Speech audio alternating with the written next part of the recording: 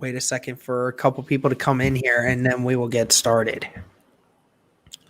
I think I got a couple people in here, so let's go ahead and welcome everybody to another Bring the Juice Colts podcast live stream. You got obviously Mr. Cody and myself, and we have our friend Sam Sinclair over here with us today. Sam, how you doing? I'm doing pretty good. Thanks for letting me come on, guys. No problem, man. If you guys haven't seen by the title, today we're going to be discussing weeks 10 through 13 of the Colts NFL schedule. I think, Cody, you and I both had them going, 6-2 through the first 9 weeks of the season, including that bye? I think so. Something like that, yeah. Pretty close. Sam, I don't know if you know the roster right off or the schedule right off the top of your head, but I mean, what do you think through the first 9 weeks? We have a bye week in there, so what do you think? I know record-wise. Yeah, I know Baltimore is going to be a tough game. That's actually the game right before this 4-game stretch that we're going to be talking about. So obviously that's going to be almost a litmus test because I think it's a week 9 game, so you're in the middle of the season. You know what your roster is going to be. That's going to be a good litmus test to see if you're ready for the playoffs, if you're ready to make a run. I know Cleveland and Chicago is in there. That's a back-to-back road stretch. Those are 2 tough teams. Those will be some very good litmus test games. Minnesota at home the first game of the year. That'll be a pretty tough game. Over the first 8 games or so, I would say 6-2 is probably the record I would have them going as well. All right, sweet. So we got ourselves a pretty decent idea of what we're all thinking. A few comments in here. Niski Cap's in here again. What's up, dude? Good to see you in here. Lawrence is sharing this on Twitter saying, what's up to you, Sam? What's up, Law? Colts fan 1991's in here. What's going on, man? So, so I guess we might as well go ahead and get started with this thing. So, obviously, first game of this that we're going to talk about, week 10, where the 12th of November, and it's going to be let me make sure I get that right. I think this is a Sunday night game, or it's a Monday night. I can't recognize the dates here, but I think it's a Monday night, but it has the Colts at the Titans for a primetime game. And so now we have that. And then this is obviously the game right after Baltimore. ESPN actually gives the Titans the favorite in this. They actually have them favored as a 57%er. So obviously right now, right off the bat, Colts are being favored or put in as the underdogs for this one. Cody, what's first impressions when you're thinking of the first matchup for the Colts against the Titans this season? Yeah, it's going to be tough. I mean, you travel to Tennessee kind of on a shorter week. We know how good Tennessee is. Obviously, last year they almost went to the Super Bowl. Now they locked up their quarterback long-term, Derrick Henry long-term. And I think especially traveling to Tennessee, it's going to be a tough battle. So I'm not necessarily surprised that the Colts are, not favored in this game, just because I think they will be if for some reason they go and beat Baltimore. But, obviously we don't think that'll happen because Baltimore's just that good. But, yeah, I think for me, I'm not really surprised that the Colts are underdogs in this game, just simply because of the facts I just said. Yep. Go ahead, Sam. Yeah, and if you look at the 2-game stretch of Baltimore and Tennessee, I believe that's actually on Thursday night because I know that's going to be on the short week. But if you look at it, both teams are very much run heavy. Of course, the Ravens got Lamar Jackson compared to Ryan Tannehill. It's going to be a little bit more different matchup. But both teams are very much a run-heavy offense, so you're not going to have to change your game plan as much from week to week. And if you really think about it, Tennessee, I know for me, it's only about a 6-hour drive to Nashville, Tennessee. So traveling on a short week, that's going to be tough. But you're not going, from Indianapolis to California. You're going from Indianapolis to Tennessee, which is not too far of a drive. It's kind of one of the shorter drives we have to make all year. So I think that will somewhat play in the Colts' favor that they're not having to travel so far on a short week. But yeah, I can kind of see why Tennessee's going to be the favorite. They're probably going to I'd probably say they're probably second favorite to win the division as of right now, just because they made a deep run in the playoffs last year. Like Cody said, they're bringing back their quarterback and their running back. They've got a strong defense. A.J. Brown's going to have another year under this offense. I would not this is a game I struggle with predicting because I'm not sure. We've seen the Colts go on short weeks and win games on the road, especially in the division. But I just think this is almost be a toss-up game. We won't really know the result of this game really until we get closer and closer to the game itself. Yeah, I mean, obviously the bye week right before the Ravens certainly helps with helping to get players back from injury and things of that nature. I think ultimately it really does depend on the short week. And obviously most of the time when it's into a short week, the home team is almost always favored. And for good reason. I mean, they don't have to travel. They get to stay home, things of that nature. They're not playing much on a short week as much. So I think this is going to be a struggle for me. But Sam, you kind of mentioned some of the players here. You were talking about them bringing back Ryan Tannehill, Derrick Henry, A.J. Brown still being in there. Probably won't see Logan Ryan anymore in this secondary. That's still to be determined, but most likely we don't think he's going to be. So what are some matchups in this game that you're really looking forward to? What's a key matchup in this one?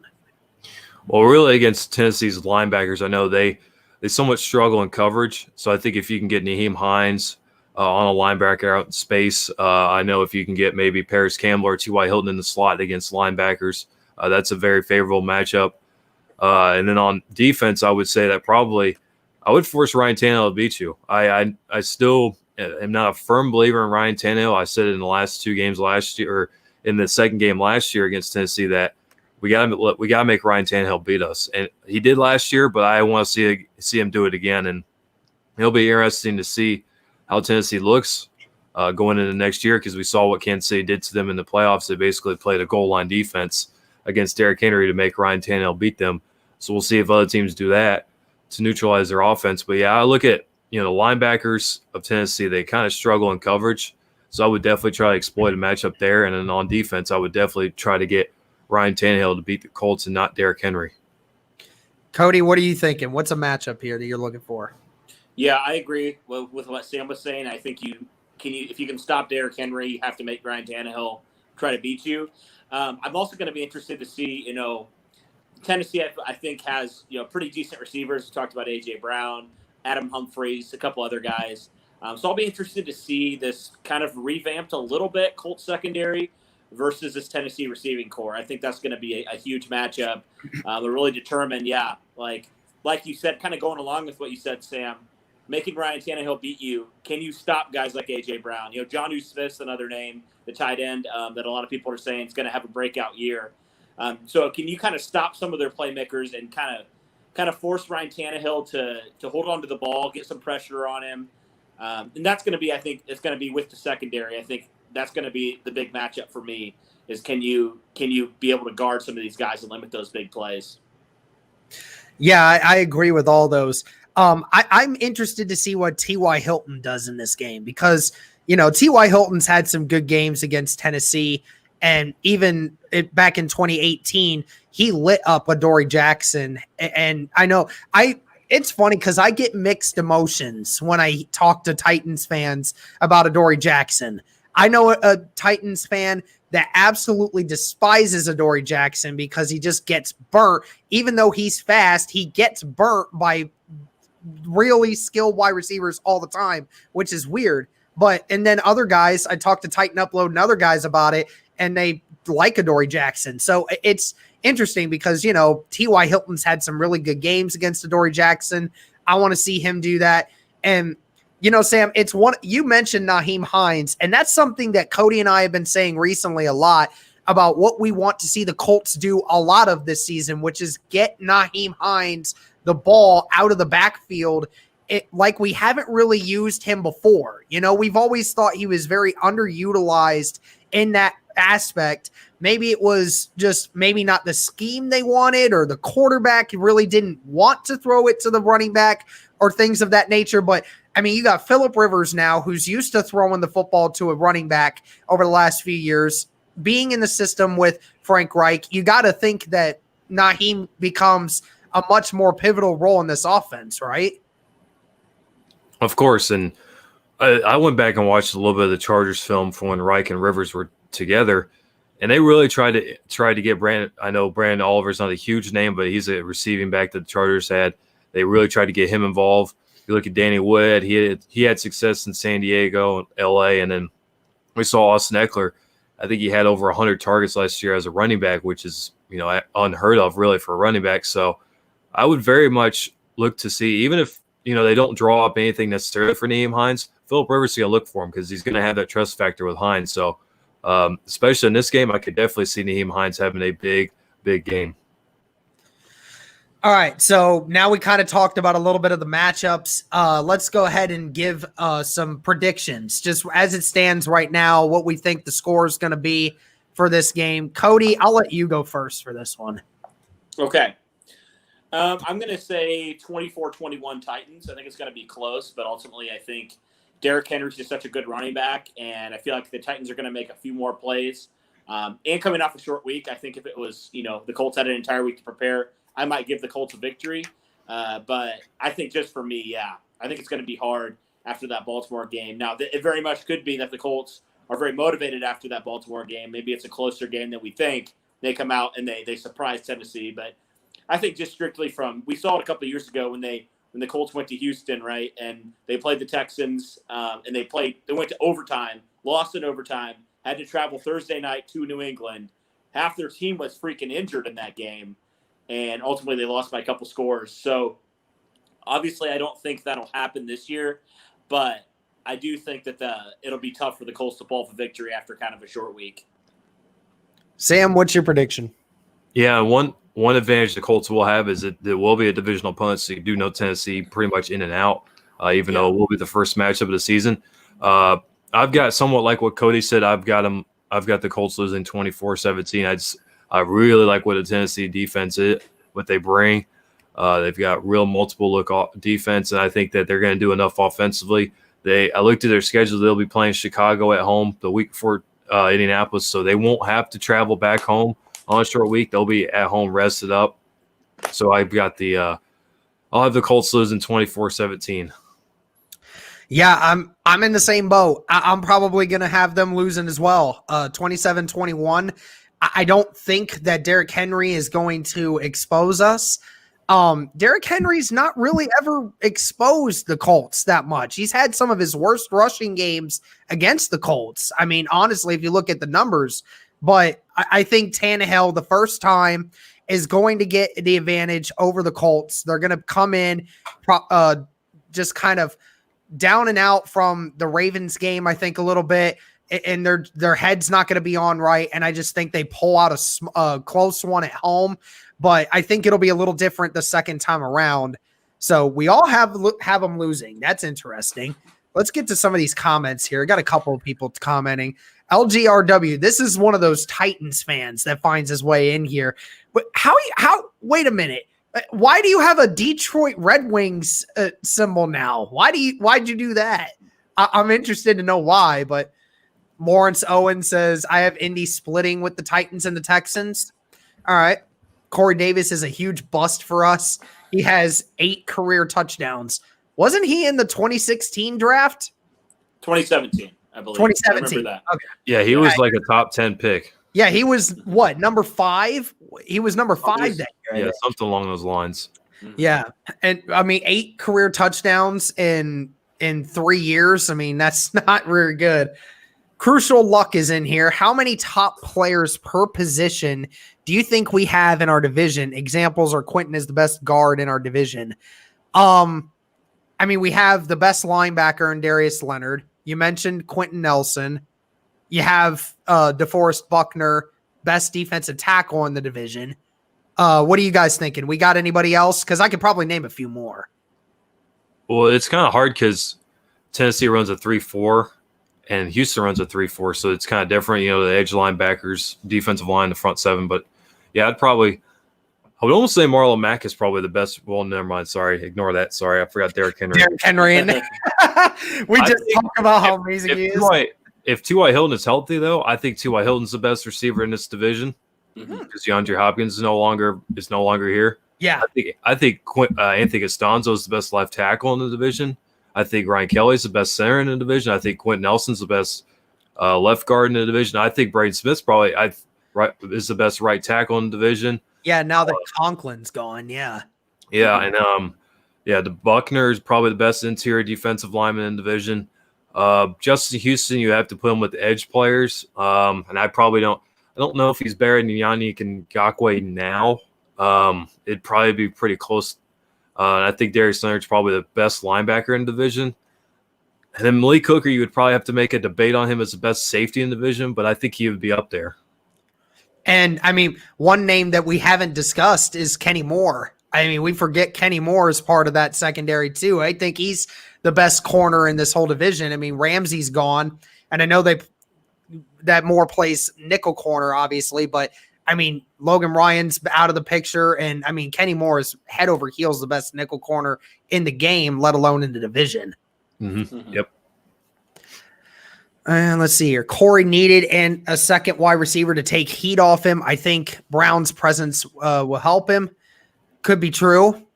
So Nixie Cap saying, I give it to Tennessee. I think that we'll beat Baltimore the week before, and we get a little overconfident after that win going into the short week. I mean, that's true. That's another way that people do it. I mean, that's one way that, that's why in college, that argument makes a lot more sense, to be honest. You get a team that's playing 2 top 5 teams, right? You play that week, you pull off a great win, and then next week you're playing a team like Ohio State played Iowa the week after they play Penn State and get blown out. Like they had no reason to be blown out in that game, but yet somehow, some way they did. So, one thing I want to mention about that is Frank Reich is really good about a week-by-week preparation and making sure the guys stay focused, because you remember nobody picked us to beat Kansas City last year in Kansas City. And what we do, we go out there and win. Yeah, we got the bye week afterwards, but then you got a big divisional game against Houston. You go out and win that game, and then you come out the following week. Yeah, you didn't play your best ball, but you end up finding a way to beat the Denver Broncos. That's 3 straight victories right there, or 2 straight victories right there after you beat a Kansas City team that ended up going and winning the Super Bowl. Yeah, you're right. Frank Reich does a much better job than a lot of other coaches at preparing week by week. His motto of 1-0 every week. Yeah, that's contagious amongst the locker room. Camel Wolf's in here. This guy's a Cowboys fan. He comes from the from RB's chat as well. 10-6 for the Colts. All right. Justin Whitmer's in here. What's up, dude? Good to have you in here, as always. You have to tackle Henry low. The Colts are a smaller / faster defense and can't go high on him. They'll just get trucked. Not only do you have to tackle him low, but you need 3 or 4 guys to tackle him at once. Yeah, exactly. And that was the problem with – and Henry went off in the second half in the second game against the Colts. I think that's probably the problem was the Colts were arm tackling, and it was more of just one guy at the ball, whereas, with this defense, it's more of a swarm of guys at the ball. And I think that was kind of the problem with the Colts in the second half against Henry last year in Indianapolis, was that, it was one guy at the ball and they were arm tackling. It wasn't a gang of defenders getting Henry to the ground. Absolutely. Let's see here. Adoree has been very good at not getting burnt since the Hilton deep ball. I think the Titans fans despise Adoree, are being blinded by his awful punt returns. He's a good cornerback. I mean, I'm not a Titans fan. I haven't watched all his film. I can only tell you what I see from the Colts, and he does not do well against the Colts. He never has, and I don't know if that's going to continue. Rivers had to throw to the quick out running backs last season. He had no time to hold the ball and wait for wide receivers to get open because his O-line was awful. Yeah, it's a good point. I mean, that might help him out with the wide receivers this year. Whitmer saying 17-14. Niski Cap saying we lose 27-21. Let's get a few more comments in here, and then we'll go ahead and move on to the next part. Tannehill is a really good versus a zone defense, and he'll do well at home. Yeah, quite possible. It was crazy, though, to think that when he first came onto the team, he was averaging like 320 yards a game at first when he was throwing at home. I mean, he looked like he was insurmountable. And then the playoffs come along, and he averaged like 120 yards a game. He was doing a Jacoby Brissett in the playoffs, like throwing 120 yards. It was just enough to get them to continue drives and let Derrick Henry do the rest. I mean, it's quite incredible just what he is. Let's see here. A couple more here. Taylor will be the best running back in the NFL in 2 years when Mack leaves. All right, so he has Marlon Mack leaving. Oh, okay. You're hoping for that? Jeez. I hope Jonathan Taylor is the best running back in 2 years. Best running back in 2 years. I mean, it's funny hearing Colin Cowherd call him like a mix of Ezekiel Elliott and a little bit of Saquon Barkley.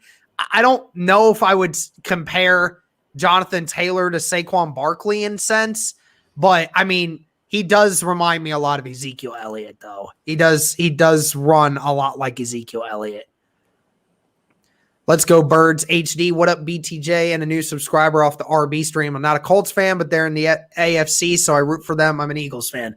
Yeah, I remember interacting with you a little bit in RB's chat before. It's good to have you in here, man. All right. So we discussed week 10. We all said the Colts were going to lose to the Titans in that week. Well, the Colts have another tough one 10 days later where they travel back home to face the Green Bay Packers. So, Green Bay's had a lot of off-season talk about, how committed is Aaron Rodgers at this point in time. Still no wide receiver help at all outside of Devontae Adams. They virtually have nobody. And then, you obviously brought in another running back. They lost some defensive players. Sam, what's your initial reaction when you see this matchup? Well, I know Green Bay will. Obviously, you start and end and begin, or you begin, start, and talk about Aaron Rodgers all the time because he is the engine that drives that offense. And you look at Green Bay; they finished 13-3 last year, and they got smoked by the 49ers in the playoffs. But they weren't that impressive. A lot of their victories were pretty close games, and I think if you flip some of those scripts around, they end up going like a 7-9, like the Colts did last year. So I think it's going to be interesting to see how Green Bay looks going into this game. It's going to be towards the middle of the season, more towards the end. I know it's going to be a tough matchup, and especially come back home after playing Tennessee like that on a short week. It's going to be a tough game, but I think it's almost going to be a coin flip game for me. But I think it would be a big motivating factor if the Colts were able to win this game. Well, and Sam, Lawrence has a announcement for you, calling you out on your bluff about Justin Houston. But anyway, he's also calling you out with this one. Picked Indy to beat KC last year. He says you were on his podcast when he called it. So you also called that when Andrew Luck was the quarterback. I'd mind you that. That's true. That is very, very true. Cody. Then I'll preference. Everybody on NBC picked the Chiefs to win the Colts, or the Chiefs to beat the Colts. Oh, yeah. I mean, everybody did. Most of Colts Nation was picking the Chiefs to beat them. But anyway, Cody, what's your reaction to the Green Bay matchup?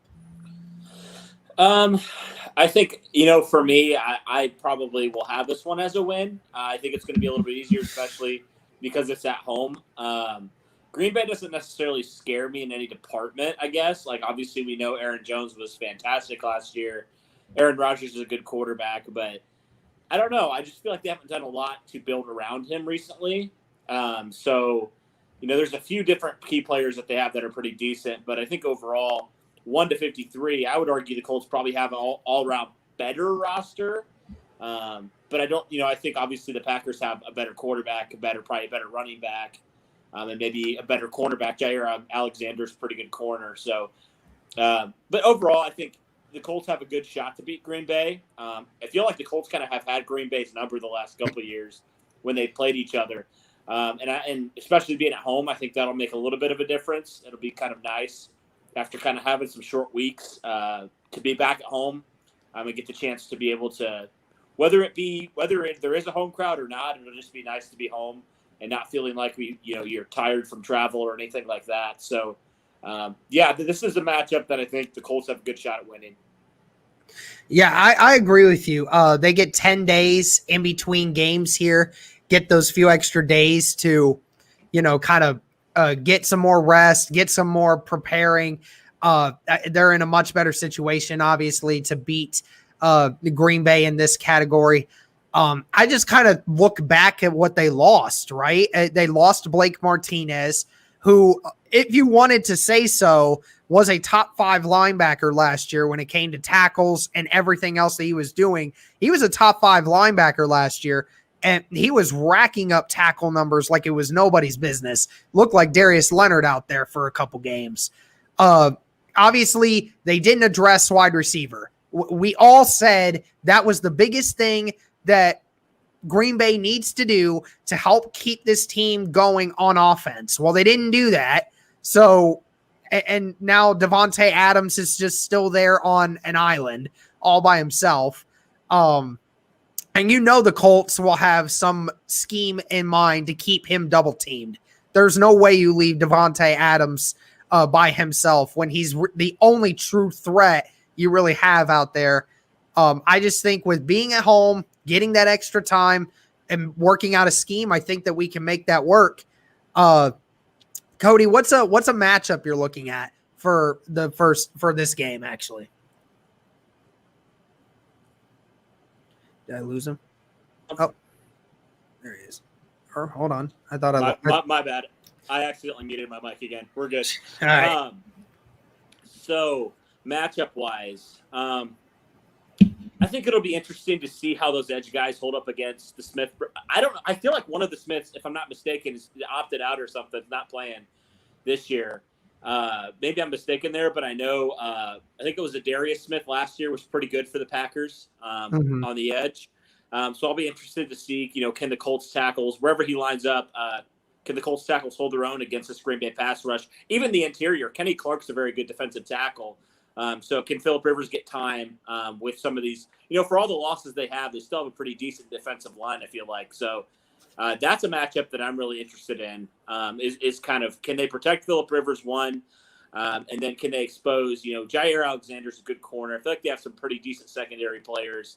But I think it all comes down to protecting your quarterback. And if you can do that, then you give T.Y. Hilton and company a chance to go exploit that secondary. Sam, what about you? Yeah, that's kind of the matchup I'm looking at is T.Y. Hilton against Jair Alexander. And I think Frank Reich has done a really good job at making sure that T.Y. Hilton is not primarily an X receiver outside. He likes to play him more in the slot now. So maybe when we see Michael Pittman go up against Jair Alexander, really whoever lines up against Jair, who I like a lot as a top corner in the league, I think that's going to be a very interesting matchup on offense. And then on defense, I think it's going to be whoever guards Devontae Adams. I think it's more likely probably going to be Rocky Sin that takes him. Maybe you see Xavier Rhodes a little bit take him. I think it's going to be key to make sure that the Colts, number one, stop the run game, because I think the Packers are probably going to be more of a run-heavy offense this year. And then number two, you got to take away Devontae Adams, who is Aaron Rodgers' number one target.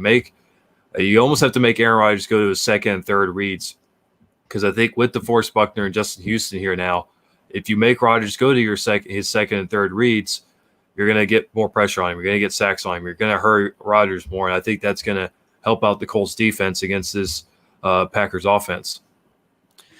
Well, the one thing I want to see the Colts do on Green Bay is the one thing that San Francisco was able to take advantage of them twice last year, and that's run the damn ball. That's literally all they need to do. San Francisco racked up over 500 yards of offense through running the football against Green Bay in 2019. I mean, they were atrocious against San Francisco. Now, granted, Green Bay wasn't a terrible run defense, but they were much better passing defense because they were able to get pressure, but they're not the same on run defense. And with what the Colts want to do with this running attack now and being at home and in that environment, I think you have to take advantage of just running the ball down their throats. That's the way you move on this team, on a talented team. You keep Aaron Rodgers off the field. You keep your offense on the field and just wind down clock, wind down that defense, and then things are going to happen for you. And I think that's the ultimate reason why I think the Colts can win this game. So Cody, what are you thinking here? What's your win or lose in this game? Yeah, I said I thought it was very a winnable game, and so I'm going to stick with that. I'm going to go the Colts are going to win this game. I think it'll be a little bit of a higher scoring game just because, like you mentioned, I feel like the Achilles heel potentially of both these teams could be just their defense. So I feel like it could be a little bit of a higher scoring game. So I'm going to go, ultimately, I think I'm going to go Colts 27, and I'm going to go Green Bay 17. I really think the Colts have a good shot at doing this. Could be. I feel like a lot of people think this is a closer game, but for me, I could honestly see the Colts winning by more than double digits in this game. Sam, what are you thinking? Well, like what you said, Derek. The 49ers ran the damn ball against the Green Bay Packers twice last year, and obviously Frank Reich and Nick Sirianni got to see that. So I think they're very much, like you said, they're going to have a run-heavy offense. So I think the possessions will be lower. I don't think the game will be as high scoring as Cody thinks. I think it's probably going to be 21-20. I think it's going to be a very close game. Maybe when we see a Chase McLaughlin or Rodrigo Blankenship made field goal late in the game to get the Colts a victory. But I think the Colts, it's going to be a very low scoring game, low possessions, but I think the Colts are able to win that game against Green Bay. Well, you brought up Blankenship, so we might as well ask, who is winning the starting kicking job for you? Is it McLaughlin or is it Blankenship? Who are you going with for the season? My heart wants Rodrigo, but my inside, my chest feels like it's going to be Chase just because he has the experience last year as a kicker. The one problem I know is I think he went like 1 of 5 or 1 of 6 from the 40-yard range, which was kind of interesting, where everywhere else I think he made all of his field goals. So that's something he'll have to work on. And, of course, not being able to go to training camp, we can't see, how the kicking battle is going to go. But, yeah, I'm going to give Chase the upper hand just because he was on the roster last year and because he kicked in the NFL last year, unlike Rodrigo Blankenship. Gotcha. Yeah, I'm probably going to go a win here as well. I think it's a 28-24 game, a really close one. I think that the run games will be a big factor in both teams' offenses in this game, but I think the Colts will eventually just control the clock a little bit better than Green Bay, and I think that's going to give them the one score outlet that we want. Let's get into some comments here. Eden's from in here. Hi from Israel. Again, he's always in here. It's crazy that you're up that late. But Justin Whitmer, Mack isn't leaving.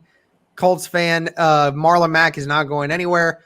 Lawrence in here saying Taylor has Barkley's legs, which is where a lot of the comparisons come from. Yeah, he has massive legs, but that still doesn't translate to play style. In all honesty, I think Jonathan Taylor has a more massive upper body. We've seen the photos. He's bigger up top than Saquon Barkley is. He says he's more like AP. I agree with that. AP was never a shifty kind of guy. Even though he was never really like that kind of guy where he just always juked people. He's just a guy that would run through you and then you get to the second level and then he's gone. It's just how it is. Match up well against Green Bay. Taylor, 19 fumbles, has to fix that to be the best. Yeah, no, we talked a lot about that with the running backs coach. Going to do a really good job of making sure that, things get worked there.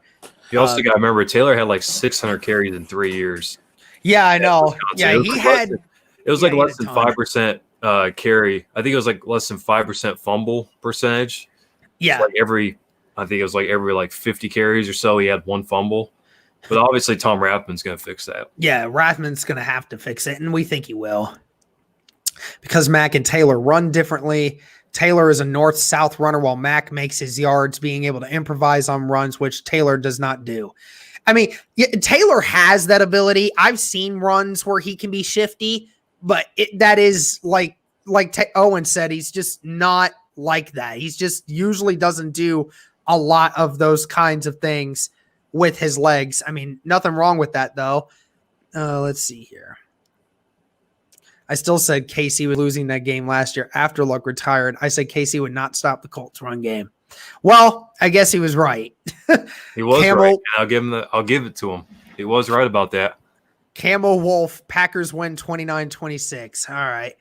It'll be high scoring. Colts win 35-24. We're going to have a hard time running against Kenny Clark. Yeah, I guess so. But I mean, how good is Kenny Clark against the run? I don't really know a lot about him and his run defending. I mean, we know he'll be lined up against Quentin Nelson, so that'll be a matchup to watch. Yeah.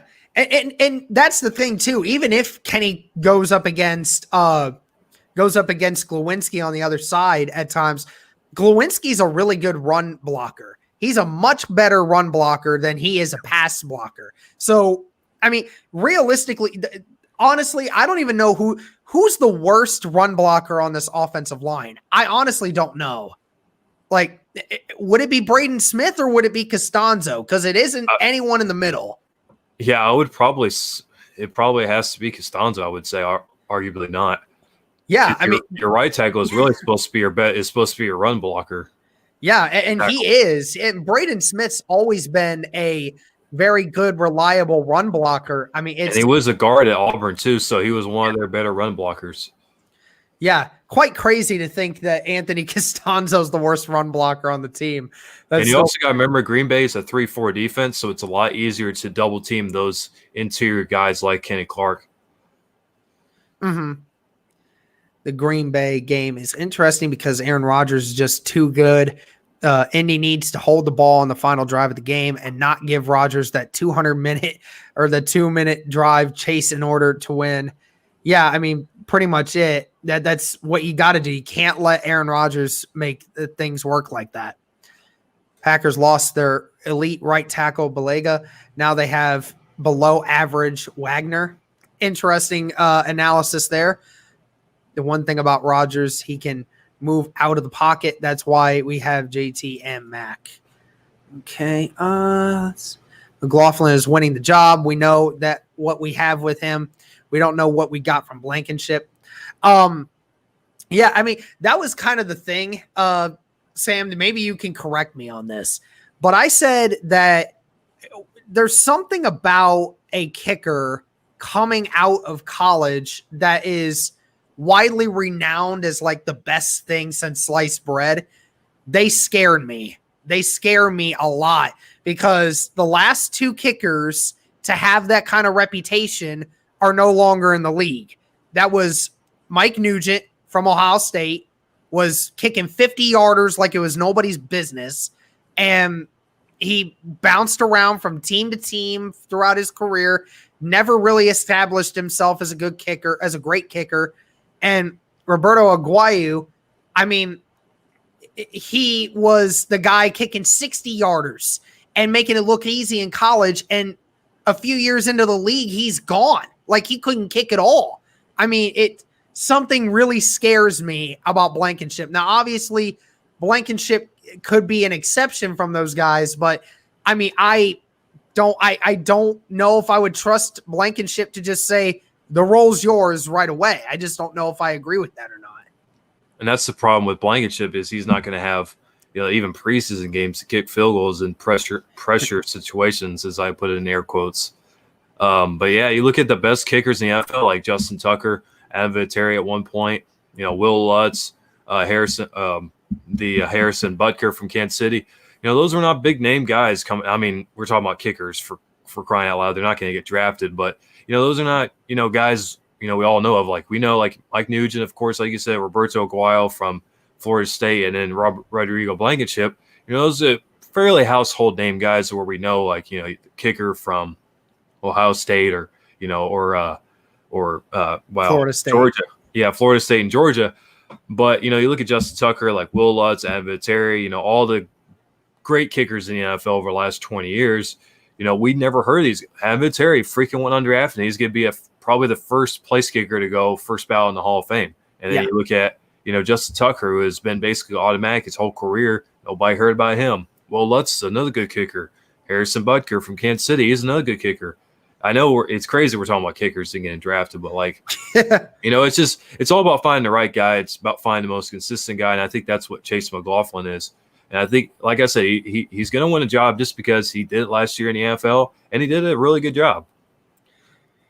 I need to get Zach on one of these live streams so I can ask him about that. Everyone knows that Zach hates talking about kickers. Yeah, I think he'll leave by then. Yeah, right. I think I'll probably end up making him drink on the stream, and then YouTube will dock us for demonetization. But either way, all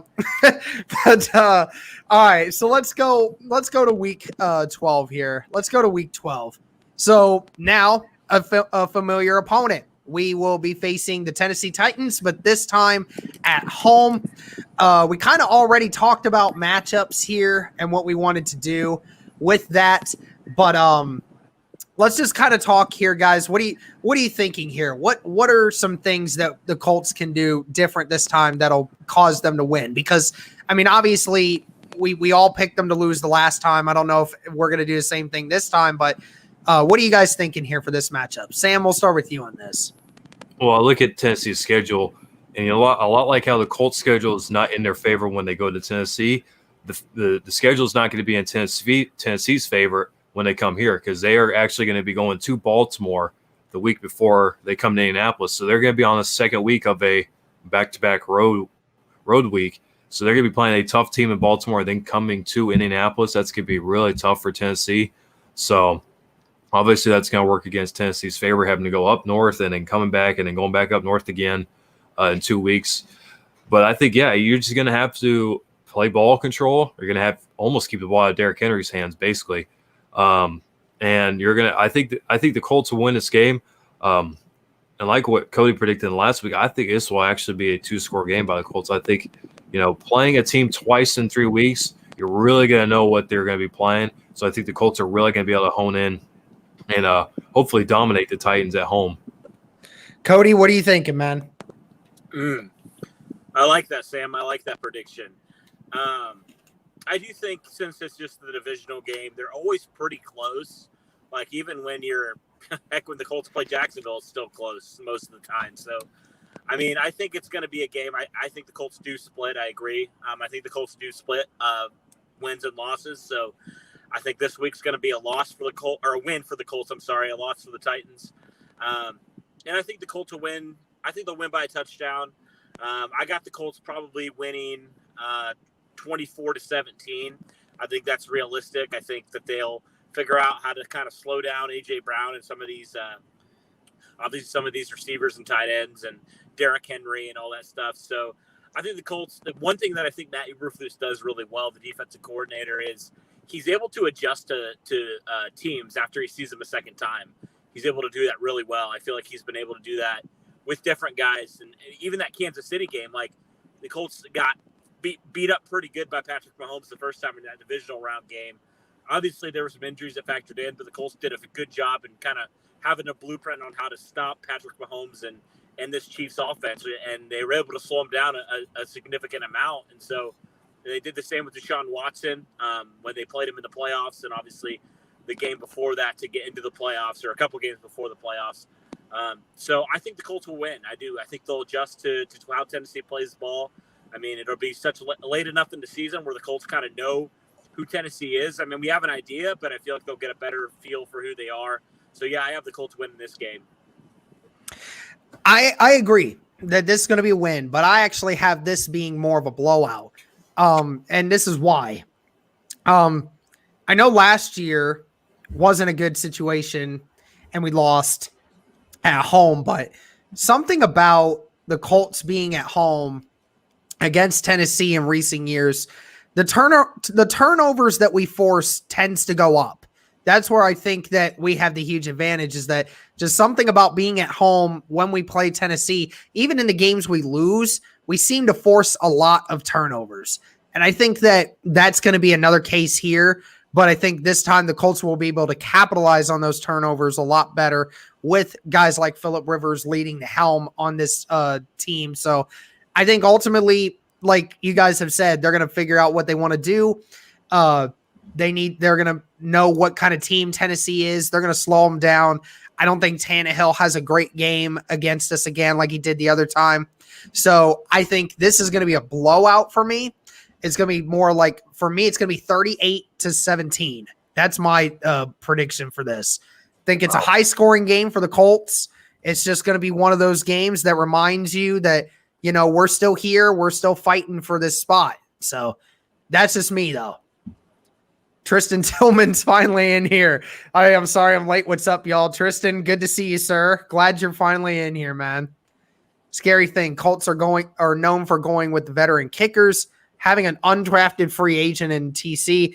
Then that kicker becomes big on another team. Yeah, I mean, we certainly it's a kicker. It's a kicker, Lawrence. Our very much, but it's a kicker. What? I mean, they make up what? Maybe 3 to 6 points difference. I know that's a difference, but I mean, if Rodrigo goes and becomes a great kicker somewhere else, it's just a kicker. It's not like you're losing out on a freaking franchise quarterback. True. Zane Gonzalez and Daniel Carson are examples too. Zane Gonzalez had a good season last year for them. Fitty Rap's in here. Little late, but Kenny Clark is an amazing run defender. More importantly, he benefits his front seven arguably more than anyone else at his position outside of Aaron Donald. There's high praise coming from somebody there. That's high praise. Jake Elliott, Justin Tucker, Will Lutz, and Josh Lambo, top 4 kickers, are not big names in college.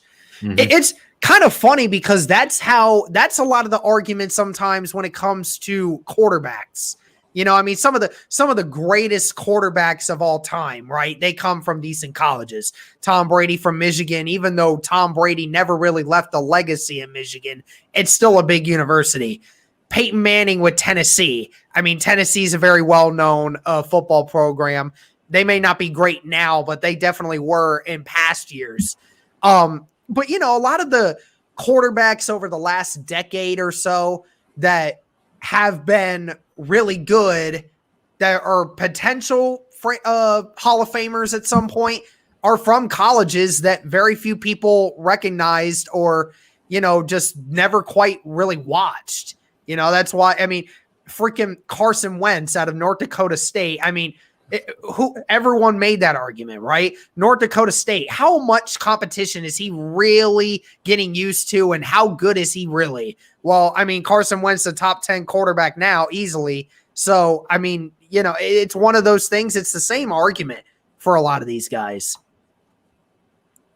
Colts have to win at home against the Titans. Red zone stops. Expect both teams to be running strong. Yeah, it would not surprise me there. Colts change things up. They run blitz a lot, play man-to-man coverage. Titans have no answer. Colts win 27-10. Interesting. If they actually do start running blitz packages a ton in that game, and they play man-to-man, I'll DM you $5. I'm not even kidding. He's exceptional at planting his foot and needing double teams on the interior. The only one who does it better is Aaron Donald, and Fletcher Cox sets a double team for the Smith brothers. Yeah, that's right. You got to try to eat up those double teams. That's what DeForest Buckner is good for now. When you're 6'7", 300 pounds, it's really, really hard to get your hands on a guy that has a 7-foot long wingspan. It's quite hard to do. Ryan Tannehill will have 30 touchdowns. He was on pace for 32 last year in his starts. Okay. Nelson and Kelly will have their work cut out for them against Clark, but I'm interested to see it, to be honest. Well, if there's a center guard tandem that can take on Kenny Clark, I'm quite positive it's Quentin Nelson and Ryan Kelly. I think it's one of the few guys that could double team him and probably could win more times than they lose. I think that's quite positive. We win 35-10. Colts might win the second matchup 35-32. All right. Let's go ahead and get to the last matchup here. And guys, after this matchup, since we have a little bit of time and we're going through this pretty fast, send us some hot takes. All right. I want to see some hot takes in the comments here. I want to check them out. I want to see some really lame hot takes that I can roast some of you on. I feel in a roasting mood. I want to get the energy up in here, guys. Come on, let's go. And while we talk about this last game here, which is another divisional opponent, where we're going to T.Y. Hilton Stadium to play the Houston Texans. So, yep, you guys got it right. T.Y. Hilton is coming back home to play the Texans. I don't think he's going to get to go up again. Jonathan Joseph's not there anymore, is he? Or is he still there? No, he's in Tennessee now. He's in Tennessee. Yeah, so we don't get to see him at his new old home anymore. But I still think T.Y. Hilton's going to have himself a game here. But yeah, guys, so first time facing the Texans. Yeah, first time facing the Texans in this season. Quite amazing that, we're not seeing them until week 13. That is really funny to think about. But Sam, first impressions when you're thinking of this first matchup against the Texans. Well, I think if the Colts, if they're able to squeak out this game, that's a pretty big win, because that would be back-to-back wins against the divisional opponents. And assuming that they beat Jacksonville week 1, then you would be 3-1 or 4-1 against your division. Which, if you're going 3-1 or 4-1 against your division, means more likely you're going to win your division. So I think the Colts have had very good luck in Houston the last couple of years. They almost beat them last year. Came down to a last couple minutes. They beat them twice 2018. They beat them twice in Houston. So they've had really good success down there in Houston. So I think if the Colts, they got to come out fast, especially on the road in the division. You've got to start out fast against Houston, especially against Deshaun Watson. You got to get out in front of them. You got to force Deshaun Watson to beat you. But I think that the Colts, I think they can win this game, but it's going to be a tough effort. And I think that it'll be very much dependent on how well they are, again, defending Deshaun Watson. Cody, what are you thinking here? I agree, Sam. I think it'll be difficult. We know, obviously, Houston made that really stupid decision to get rid of DeAndre Hopkins. But, yeah, I still think they have some solid receivers. I think it's still, if healthy, I think they have some good weapons on the offense. And if you can get, I think Deshaun, they've made some efforts. You can argue how good the efforts are to give Deshaun Watson more protection. And so I think that it'll be a tough game down there. It always is. But I do think the Colts have a good shot at winning this game. I really do. Besides Deshaun Watson, nobody really scares me. Kenny Stills is a good receiver when healthy, but that is a big if. A lot of times, more often than not, it seems like he's injured or something. So, yeah, I think it'll be a higher scoring game, because I think Houston's offense obviously is a lot better than their defense. But I do think the Colts are going to come out with a victory here. They seem like T.Y. Hilton's always had great games against Houston, whether it be against Jonathan Joseph or somebody else. I just feel like they always play well. So I have the Colts probably winning 28-24. I do think it'll be a close game, because it always is, but I think the Colts ultimately will be victorious. I kind of think it'll be like that Houston game a couple years ago, where the Colts kind of controlled it the whole time, but Deshaun Watson kind of kept them in it. And ultimately the Colts came out victorious, but Deshaun Watson kind of gave them a run for the money at the end of the game. So that's kind of where I stand on that game. I think the Colts are going to come out victorious in this game. Yeah, I think that obviously losing DeAndre Hopkins is huge. You lose what many people consider the number 2 wide receiver in the game. Don't get me wrong. This wide receiver corps is still very much a good wide receiver corps. Just the only issue is they never stay healthy. That's the issue. You have Will Fuller never stays healthy all year. He's always out at one point. He seems to always get injured when the Colts play him. He almost always does. And then he'll come back in the second half and just knock the rocks off of us with his speed. And Brandon Cooks, there's a lot of questions about his injury history, how many concussions he's taken, how fragile his ribs and his arms are. And Kenny Stills, yeah, he's reliable at times, but he's not a number 2, number 3 wide receiver. So, you got a bunch of speedy guys that can make plays, but they just never stay on the field long enough to make it work. And obviously they lost a few pieces in their secondary this offseason.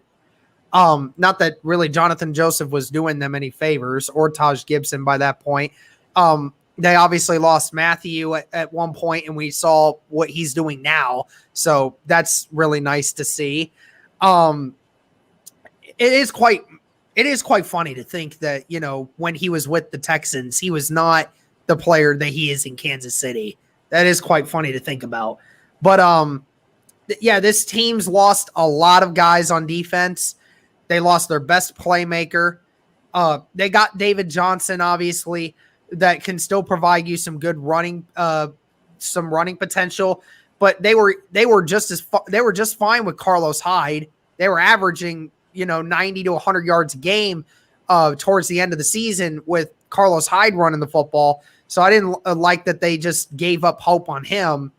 But what's a matchup here, Sam? There's got to be some kind of matchup that you're dying to see. And we can't use T.Y. Hilton because I already mentioned that. So we're going to leave T.Y. Hilton out of this.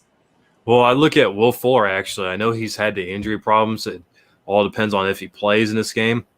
But you look at the first game that Houston played the Indianapolis Colts last year, Will Fuller went out early, and the offense kind of struggled in the first half to move the ball. But then you go back in the second game in Houston, while it was a short week for the Colts, Will Fuller, I think he only had about 4 or 5 catches, but 3 or 4 of them were field flipping plays where they were 40 or 50 yards downfield, and they were plays where the Texans were at the 20 to 30-yard line, and then boom, they throw it to Will Fuller, and now they're in the red zone. So I think making sure you contain Will Fuller and make sure he doesn't beat you over the top and doesn't get those big receptions deep downfield, I think that's going to be very key for the defense.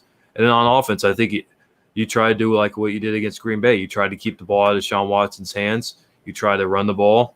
You make sure that Philip Rivers isn't turning the ball over, because I think, especially in divisional games, turnovers mean a big difference. And if Rivers can make sure that the turnovers are basically non-existent, they don't throw any turnovers in the red zone, don't throw any turnovers to get the Texans short fields. If the Colts can win the turnover battle in Houston, then I think they could very much win this game like 24-21, 24-20. Cody, is there any matchup here that you're looking for? Yeah, I think it's this new revamped Colts defensive line, especially the interior. We know Danico Autry has had some success in the interior versus Houston, but now DeForest Buckner. I mean, I feel like Houston, if you're talking about what they've really addressed in the interior or on their offensive line, it's more been like their tackles. It hasn't really been their interior guys as much. Yep. So I'm interested to see kind of what havoc DeForest Buckner can wreak on this Houston team, especially the interior, and get Deshaun Watson under pressure. And I think that's the big matchup I'm watching, is this new revamped Colts defensive line versus this kind of revamped Houston offensive line. I think it'll be a big key for me. Yeah, I'm going to agree with you on that. And I think the Colts win this one. It's just something about I think the first meeting usually goes the way we want to, and then the second one just never really does. I just think that's a common trend for the Colts. So I have them winning this one as well. It'll be close, but I think that we win this one. So I think, Sam, did you say you said a win, right? Yeah, about 24-21, I think. Cody, you said it was a win, right?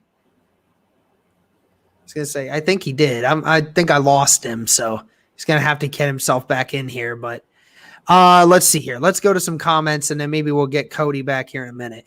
When I said run blitz, I mean they send 5-6 men on blitzing to stop the run, not necessarily pass rush, make Ryan throw it into man-to-man coverage.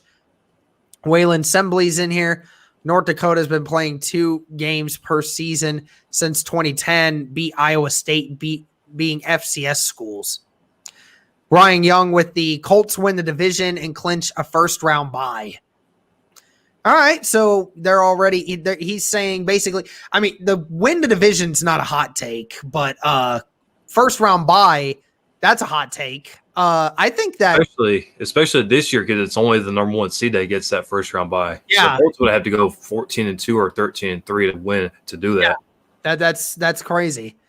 Fitty Rap, if I can get on the pod, I'll definitely explain my reasoning more, but I think Marlon Mack is going to keep his job, and I don't believe Taylor will make the majority of Mack's carries, definitely not this year.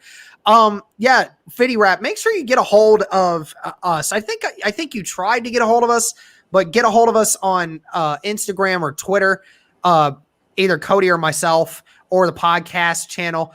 and we can set something up with you guys, because we're going to do another subscriber special next week. I plan to do it Wednesday. We're going to have a couple different subscribers on there, so make sure you guys are checking that out. I think Cody's trying to get back in here. Give me a second. And there he is. All right. I lost you again, Cody. It wasn't a connection. I guess my phone died, and I was trying to keep it on the charger, but I guess it wasn't. We're good. All right. Hot take. Paris Campbell has his breakout game at NRG Stadium. TY will be nursing an injury, and Campbell will blow the top off the defense in Hilton's absence. All right, Lawrence, you're going to have to tell me some stats, man. I need to see some stats. I need to see some numbers here, okay? It's not enough to just say, oh, I think he's going to knock the rocks off of this thing. I need to see some numbers. The only problems we will have in this game are Watson and Watt. If we can contain those guys, we're good. I mean, for the most part, you're not wrong for the most part. And, you know, Colts over the last few seasons, Watt hasn't really been a tremendous game stopper against the Colts over the last few seasons with that offensive line. And Deshaun Watson, yeah, we just need to keep going with that. Hot take, Phillip Rivers is going to be benched and Brissett starting by week 6. Rivers with a weak arm. Anyone wanna screen capture that one? Yeah, okay. LGRW, you're making the list. You know, I'm creating a secret list that all of you are gonna see. That all of you are gonna see when I put it out there. I know you're not a fan of the Colts, but it's still funny to have the evidence anyway. But no, that's not going to happen. Rivers does not have a noodle arm. Okay. Colts 31, Texans 17. Watson gets sacked numerous times, starts looking for Hopkins, and remembers he's not out there. Just insert the J.R. Smith meme. You got DeAndre Hopkins, or you got Will Fuller, and it's J.R.'s like, I didn't know we still had Hopkins. Like, no, that's Will Fuller. Oh, okay. Oh, man. To be honest, the wide receiver corps is probably better now without Hopkins. Outside of Hopkins, Watson had nobody. Everyone's hurt. I know I'm not the only one who remembers that game Deshaun Watson had to throw to Joe Webb. Yeah, I mean. Oh, boy. I mean, seriously, that's the issue. No, this wide receiver core is not better without Hopkins. It's not better without Hopkins. They have more depth now, but I mean, even then, it still doesn't matter. None of those players even come close to the production that a Hopkins can give you. No one. They don't even come close. Can we take a moment to appreciate everything O'Brien has done for us? Yes. Let's all take a moment to say a prayer to God to say thank you for blessing the Colts with Bill O'Brien, please. That man is so bad at his job. He's so bad at one of his jobs. He has 2 jobs. He needs to lose one of them. Or no, actually he doesn't. Just let him keep the second one. I don't care if he leaves the coaching one. Just let him keep the GM one. Right. Do you think Danico Autry moving to end is a good move? Sam, what do you think to that? I think so. I mean, it will just depend on how he looks at defensive end. I think that's what he primarily played with Oakland before coming to Indianapolis. He will be the run-setting edge, which if we're starting week 1 tomorrow, I'm going to probably start Danico Autry at that defensive end spot. But yeah, I think it's going to be a good move. I'm not the biggest fan of Danico Autry. I think he's been too much up and down. So hopefully we can see a more consistent Autry at a new position here in 2020. Cody, what do you think? Do you think it's a better move for him to go to end? I mean, I do. I think he's a year removed from almost having double-digit sacks. So obviously he can bring something when, you know, he showed he can bring a little bit in the pass rush department. Yeah, and I think he's a little bit better against the run than some of these other guys that are vying for that position. So I think he kind of fills a similar role to Jabal Shear with a little more upside in the pass rush department. So I definitely think it's a good move for him because obviously he's not going to play if he's in the interior. He's just going to be a reserve type of guy. So I do think could be a good move for Danico Autry this year. LGRW saying Texans 35, Colts 27. Says Deshaun Watson is a top 4 quarterback and better than Lamar Jackson. Sam, you got anything to reply to that one? He probably is a top 4 quarterback. I don't know if he's better than the MVP Lamar Jackson. I think I put him as my 4th best quarterback. I think I did in a recent stream with RB.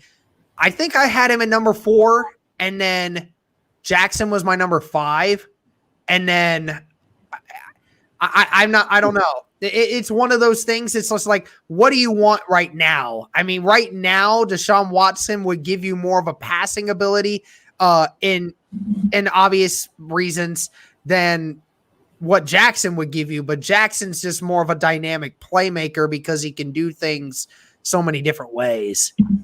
Longevity-wise, I would choose Watson over him because we've seen the trend of running quarterbacks. They don't last. Like, it just doesn't work.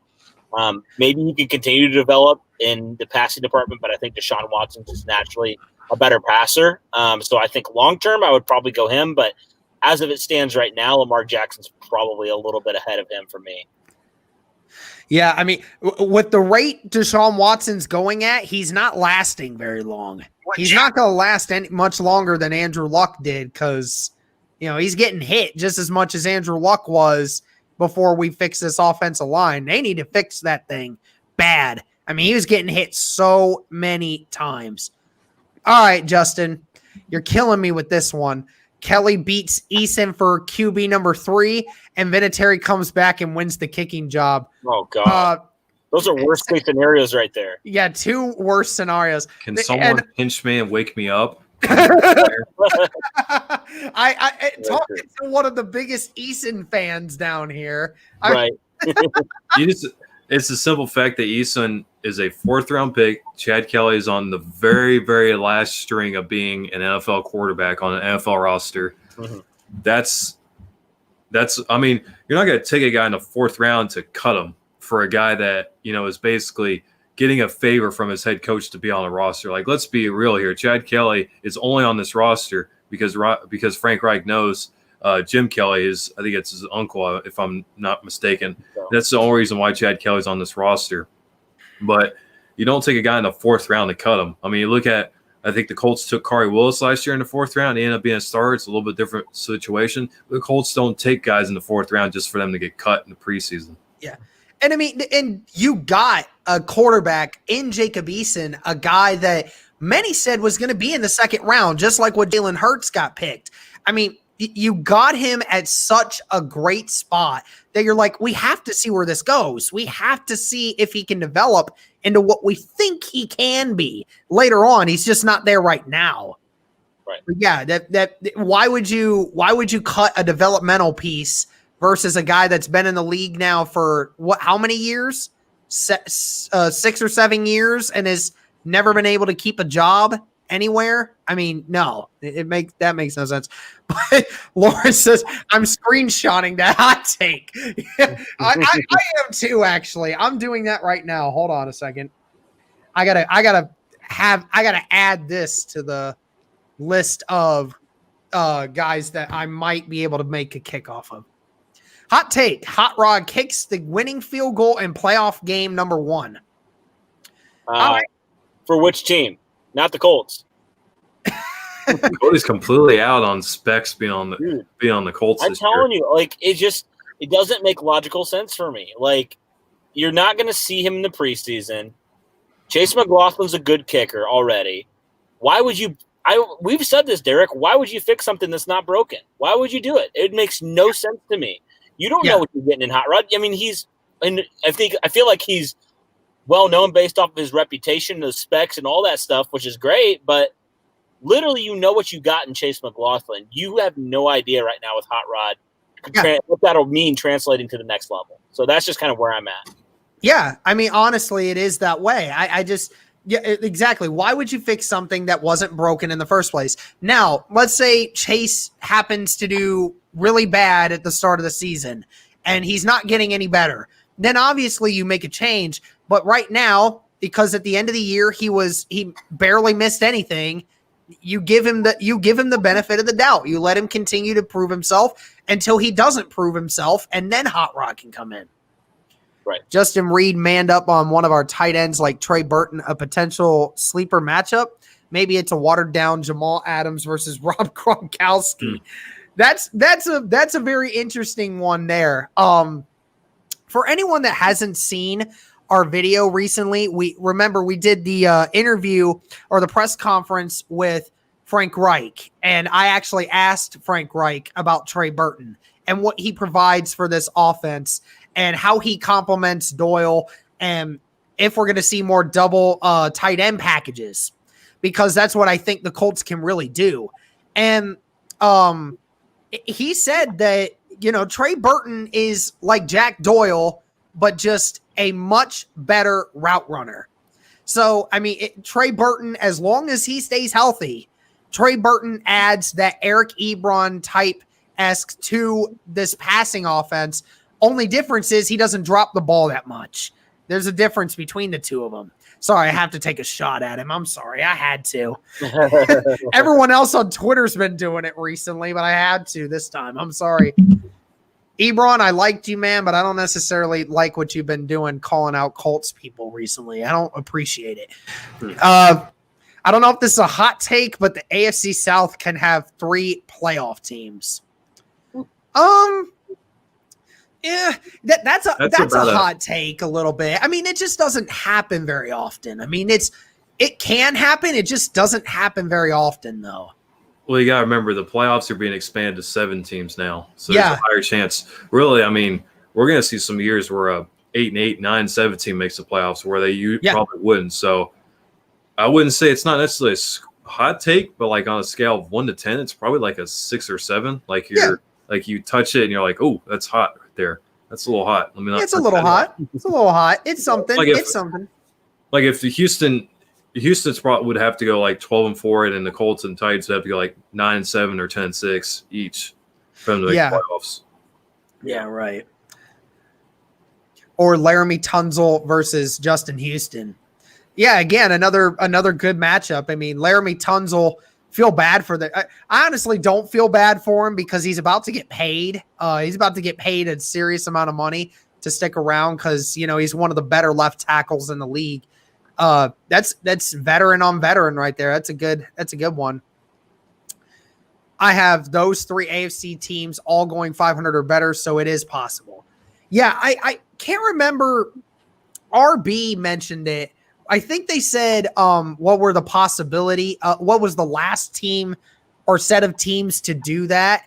I think they said it was in this last decade. I can't remember when it was, but the Eagles, the Cowboys, and the Giants, it might have been the Redskins, all made the playoffs in the same year. I don't know which year it was, but they did it in this last decade. So it is quite possible. FaZe Waterhose is in here. I predict he's back in here, man. I love it. I predict the Colts will be 12-4. Okay. FaZe, tell me the 4 losses. I'm interested to see what your 4 losses are. Campbell's stats at the Texans. 8 catches, 184 yards, and 2 touchdowns. Okay, Lawrence, I love that. Wait, let me write that down for my fantasy team real fast. Lawrence, I'm going to put this in fantasy. I'm counting on your expertise here. If you get it wrong, you owe me $5. Okay, you got that? But this is how this works. Getting this right here. Bam. And that's the first game, Lawrence, not the second time we face them. It's the first time. Just so you know. Pittman will have 50-plus receptions this year. I don't necessarily think that's a hot take. I think that's very doable. What do you guys think? I think that almost should be the expectation, especially if Pittman's going to be the number 2 receiver, because Rivers is going to give him a chance to catch some 50-50 balls. Right, and not to mention, I mean, we think he's going to be the number 1 for the future coming forward. I mean, once T.Y.'s officially gone, I mean, I expect Pittman to have 60 to 70 receptions this year at least. Yeah, it's all about how many targets does he get, but I think you almost have to set an expectation of at least 50 catches because he was your first pick, and he was the second overall pick in the second round. So he's almost expected to come in right away and produce. And that was a lot of what the draft experts said. It was he's the most NFL ready of all the receivers. So I think, 50 receptions should be almost the expectation for Pittman. Yeah, absolutely. Will Fuller gets traded to the Colts for air. That's funny. That'd be funny. I'll take him. I don't have any problem with getting Will Fuller as long as we get him on a decent contract. Hot take: Colts score 50 points twice this season. Okay, and 50 points is a hell of a lot.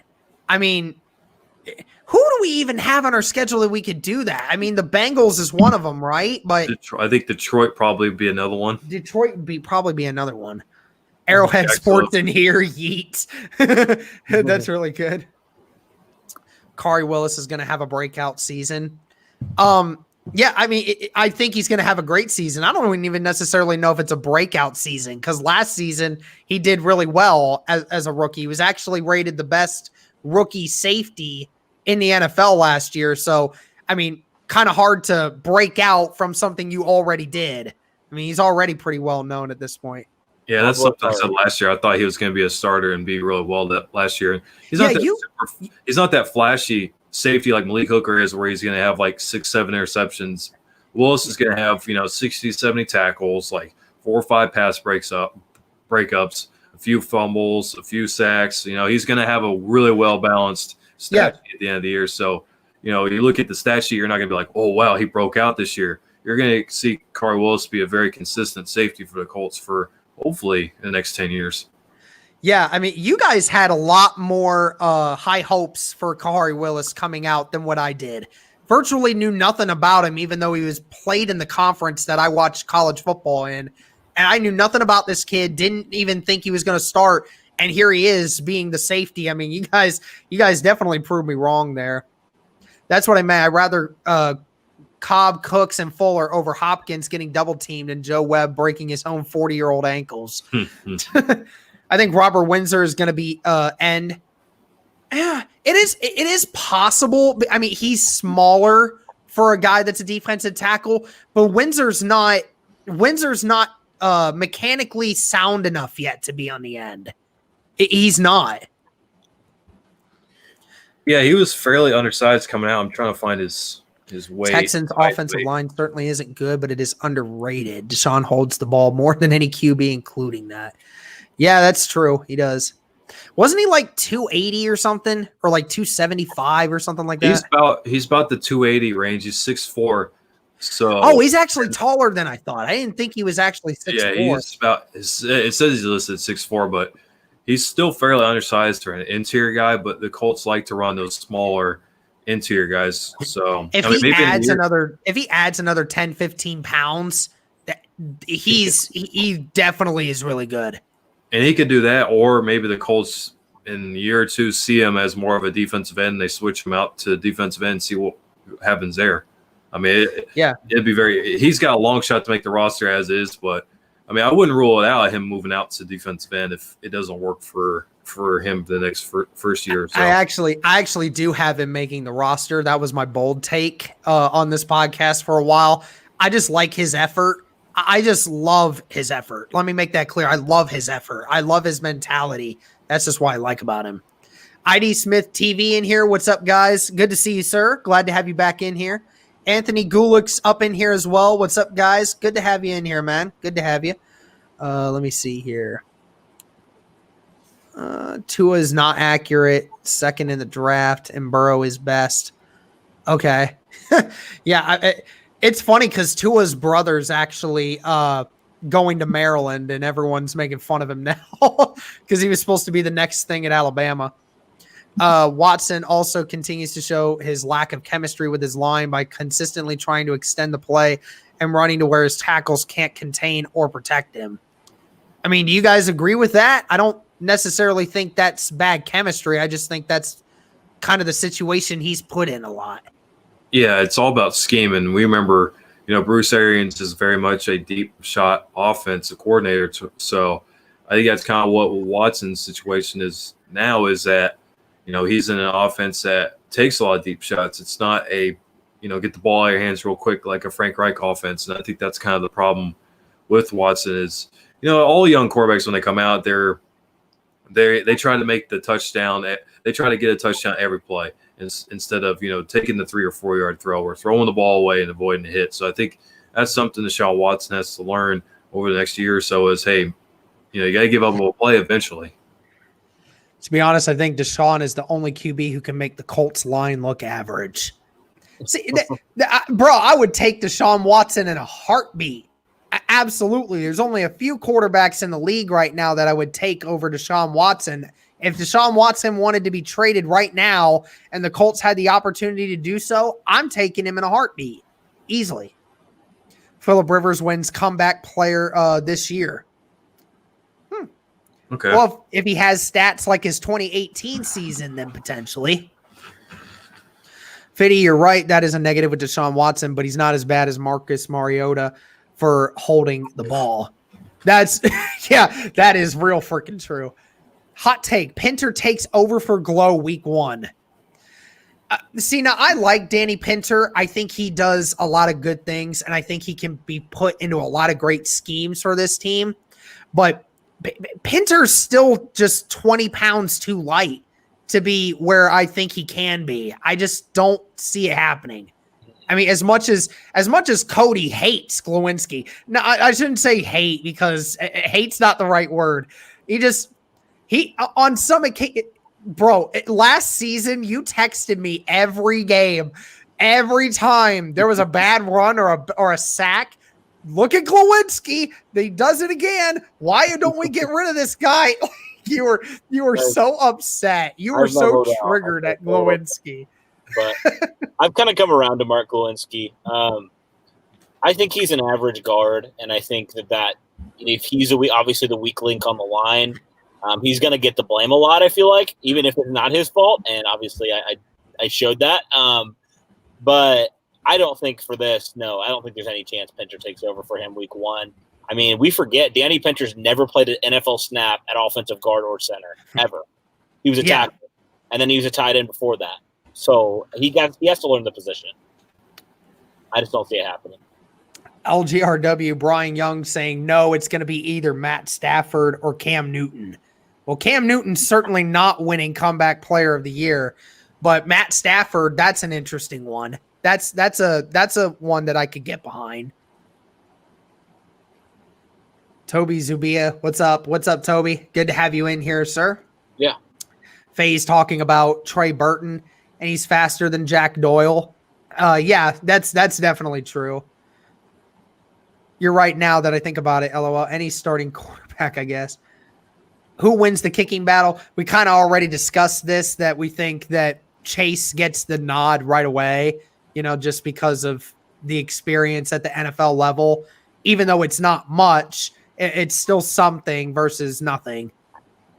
Justin Whitmer, Ebron leaving is a blessing. Yeah, it is. It really does suck that Ebron just enjoyed his time in Indianapolis because of, being able to play with Andrew Luck. It really does suck. 2009, Waylon Assembly. 2009 is when it happened. Giants, Eagles, and Cowboys all made the playoffs in the same year when they did that. That's amazing. That's incredible. Wow. And if I remember, I think the Redskins were close too. Like they were right there. Yeah, they were close. I apologize, but yeah. Ian Bunting beats out Mo Alley Cox for tight end number 3. I don't know about that. Interesting takes, man. And we can watch Michael Pittman in the games on YouTube. He's got a channel. Yeah, I need to watch Michael Pittman a little bit more. I hear he's funny. Hot take, Walker makes more tackles than Leonard this year. That is a hot take. I guess it depends on, are we talking if they get the same amount of playing time? Because if it is, then Leonard is obviously beating him. But, I mean, the only reason Walker beat him last year is because Walker didn't get hurt for 4 games. So, yeah. And by the way, happy birthday, Anthony Walker. It's his birthday today. Yeah. Happy birthday, Anthony Walker. Guy that we all love here. Jacksonville, and wait for it, Green Bay. Let's see here. Hot take, Walker benched for Okereke. I mean, that's not really much of a hot take. I mean, it's kind of one of those things where it all depends on the scheme that you're wanting to play on on any given defensive play. If the Colts are wanting to go in more of a nickel package where you're going to have two main linebackers, then you're obviously going to put Okereke out there because of his speed and his awareness and pass coverage. He's much better at that than Anthony Walker. But if you're going to be in, potential run situations, Anthony Walker is going to be there in the middle because he is a run-stopping linebacker. Okay, and Darius Leonard has said this several times that Anthony Walker puts the team in the best position on every defensive play. I mean, I just don't understand why people can not take Darius Leonard at his word on that. I really don't. And I don't think that they're like, even if Bobby Okereke was like, he did supplant him for whatever reason, he's the starter. I don't think that means Anthony Walker's benched. I think that just means who's going to play Sam, who's going to play Mike. That's my question. It's not going to be who's playing and who's not playing, because they're both going to play, and they're both going to have significant roles in this linebacking core. Lindsey Shipman in here. Taylor and Mack will have 100 yards each in at least 10 games. Wow. So 200 yards with 100 yards of them being between each of them for at least 10 games. That means that there's going to be over 2,000 rushing yards between the two of them in just 10 games. That is a hot take. I would love that hot take if it happened. We're running the wing T offense out here. Is that what we're running? Yes. Yeah. Lawrence, I have to prep for my 5 p.m. stream with Colts.com's Andrew Walker, so I got to go. Great stream, though. Enjoyed everyone's takes. Lawrence, good to have you in here, sir. Thank you for showing love. Thanks for being in here. Bobby Okereke plays middle linebacker, and Anthony plays a left outside linebacker. Or more Sam linebacker. Yeah, Sam linebacker, yeah. Okay, let me see here. Says, also, I got to go. See ya. FaZe Waterhose, glad to have you in here, man. Always a pleasure to have you in here. Always glad to have a water hose in here. Yeah. Costanzo goes down for an extended period of time. Instead of starting LaRaven, we trade for Zach Banner. That's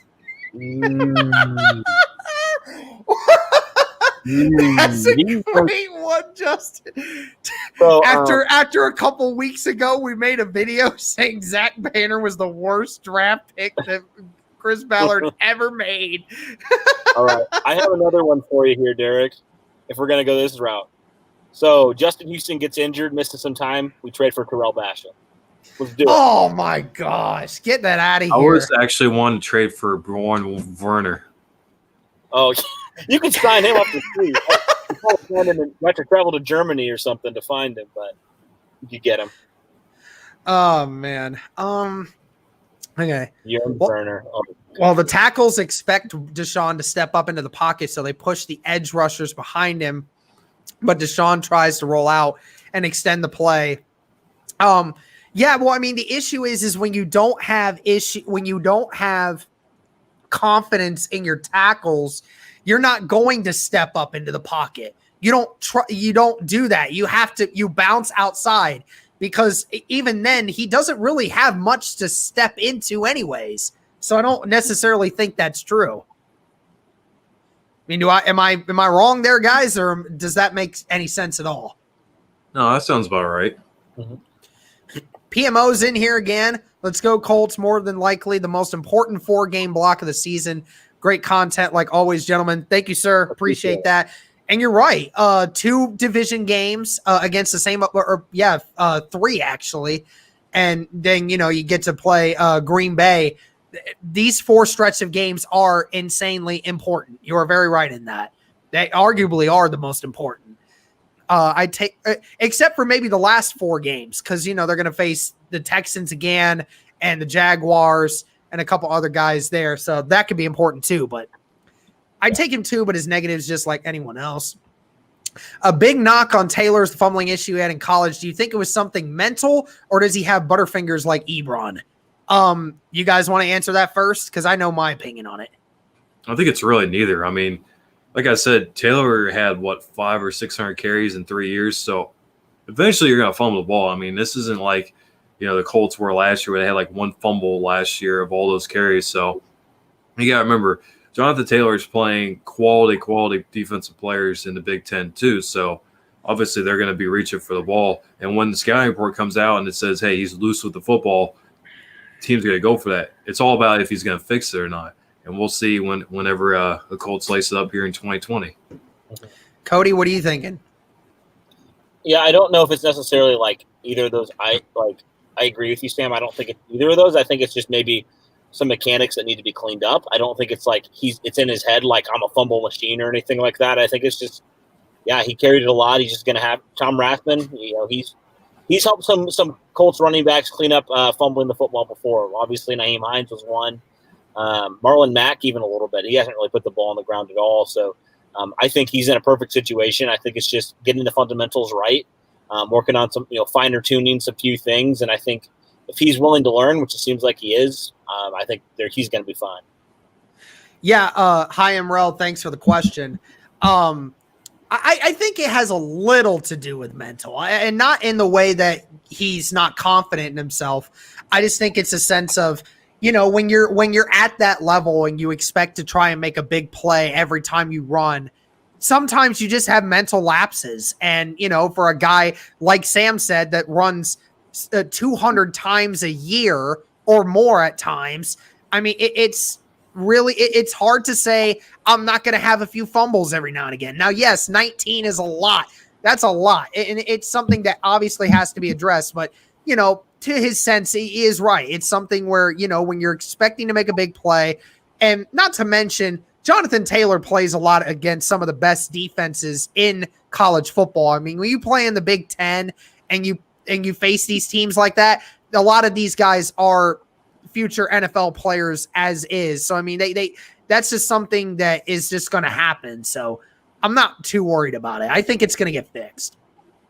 JT rushes for 1,200 yards while splitting carries. That's a little high for me, but I think he could. I mean, I think he could, but I don't know if they want to use him that greatly. And that's only about 75 yards a game. So, I mean, if he gets, 10 to 15 carries a game, even that's not a whole lot for him. 1,200 yards is not completely out of the realm of possibility. If he does that, I think he'll probably be a Pro Bowl type of running back. Mm-hmm. Yeah. By the way, Derek, I'm surprised you haven't said it yet, but if you're in this stream, be sure to hit that like button. Yeah, I know. I haven't had Tristan in here to do that for me. I'm not used to. Speaking of which, how many likes are we even at right now? I actually want to see a ton compared to normal. Last time I looked, it wasn't a lot. About 15 likes in here. All right. I would have traded 4 or 5 first-round picks for Watson if we didn't sign Tannehill. Okay, nobody's ever worth 4 first-round draft picks, but, I mean, maybe Mahomes. That's about it. I don't even think Russell Wilson's worth that much. I watch Pittman's channel frequently. Lawrence correcting me. Walker had less snaps and still had more tackles than Leonard last season.